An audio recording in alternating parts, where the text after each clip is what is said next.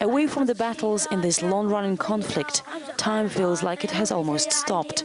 Even the children here speak an ancient, almost forgotten language. The village of Maaloula in central Syria is a unique place. It's well known in the world as the only place on earth where people speak Aramaic, the language of Jesus Christ. It has troubled neighbors. Another village, Yabrud, a center of smuggling here in Syria, is just 20 minutes away, Homs 100 kilometers away.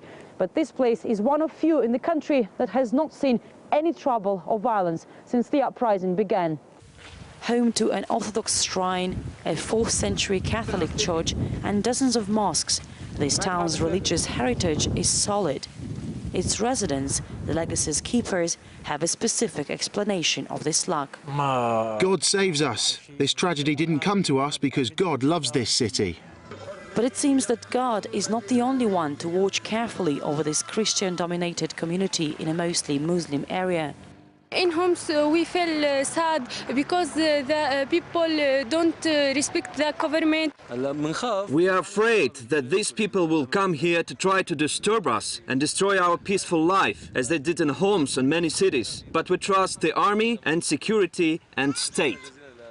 For decades, the government of President Bashar al-Assad, who is himself from the Shia Islam minority Alawi sect, has protected the interests of 10% of the country's population who are Christians by enforcing its strictly secular program and by curbing the influence of radicalism. We used to live in peace, Muslims and Christians. Of course, we're afraid people from outside the city and the country may come and destroy this unity. Assad became more than just the head of state. He is a kind of international symbol of this fight for our life.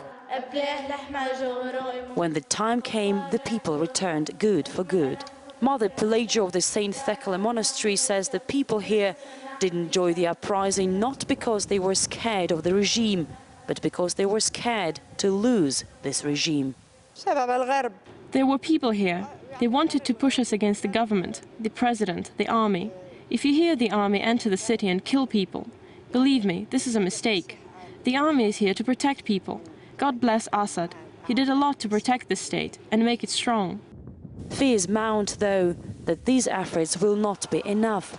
With increasing calls for foreign intervention and the arming of the opposition, a no-win fight would be tragic. Our country before the crisis was developing. Now we're all losing. Jesus said, any kingdom that splits will die fast. These people are receiving money and listening to the orders. They want to ruin this country. Mother Pelagia's words are echoed by the town's imam. I remember last April there were several men after Friday prayers. They tried to persuade people to protest against the government, encouraging them to go and make trouble. We had a meeting with residents and the people then agreed to support the leadership. The imam says they'd never seen most of those people before and never saw them again after that Friday. We are not talking about normal people, but people with an extremist way of thinking. In the town's church, the children continue to pray in Aramaic, Arabic, Greek, French. But it's clear the prayers of the people of this unique town are understood in any language. Maria Finoshina, Maaloula, Syria.